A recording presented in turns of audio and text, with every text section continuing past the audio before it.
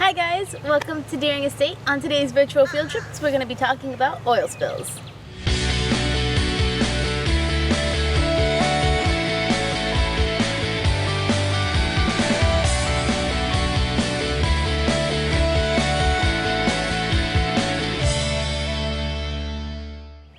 Oil spills are a type of water pollution. They happen when crude oil or an oil rig explode into the water. Oil spills are really bad for the marine environment. They have a terrible impact on all of the life associated with it. Marine mammals can't insulate themselves because the oil gets stuck in their fur. The seabirds, unfortunately, it gets stuck in their feathers, so they can't fly or migrate. They also eat the fish that are swimming in the oil spill. So not only are the fish affected because it gets in their gills and they can't breathe, but also we eat the fish. And if those fish are eating oil, it's not good for us. So the science to clean up an oil spill isn't great yet, but we have three methods. We use skimming, burning, and absorption. When we do this, we release a dispersion into the water so that it can start to break up the oil spill into smaller pieces so that we can absorb it and clean it up in a more efficient way. But it's not great for the animals that live there. Oil spills typically happen by accident. Such was the case in 2010 when the Deep Horizon oil rig exploded and released 210 million gallons of oil into the ocean.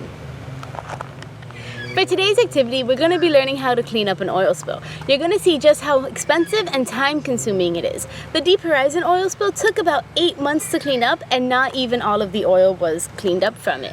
A lot of it got stuck in the coastal habitats all along the Gulf of Mexico. Alright guys, so it's time to start cleaning up our oil spill. We're gonna have $1 million budget to make a tool to help us clean up this ocean. Alright guys, so with our $1 million budget, we are able to come up with this tool. We're gonna use soap as our chemical dispersion, and we're gonna use our cotton balls as our absorbent.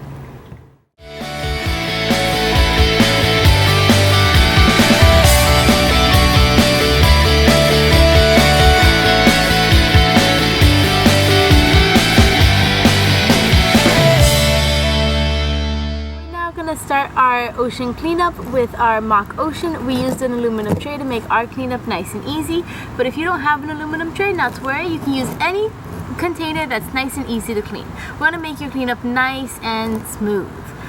We're also going to use regular cooking oil. We used a beaker so that we know exactly how much oil we have in our ocean, so we know how much oil hopefully we can take out.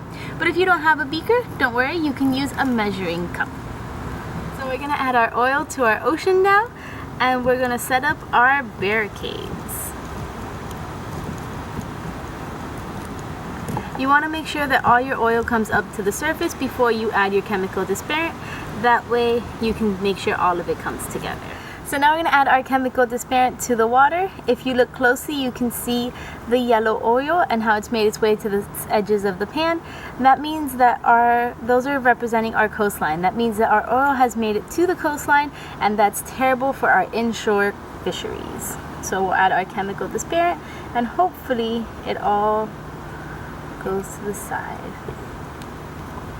So if we give it a second, you'll see how the oil is slowly moving all to one side.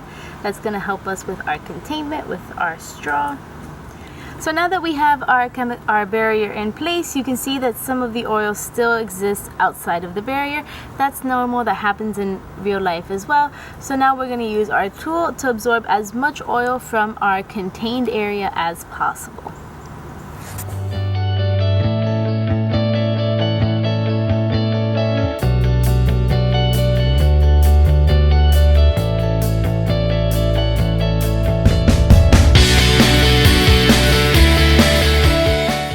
We were able to get out the majority of the oil, but there is still some leftover oil in the ocean. So we hope you enjoyed this activity. If you go ahead and recreate this at home, make sure you get your family involved and you make a competition out of it. See who can build the tool for the least amount of money while still collecting the most amount of oil.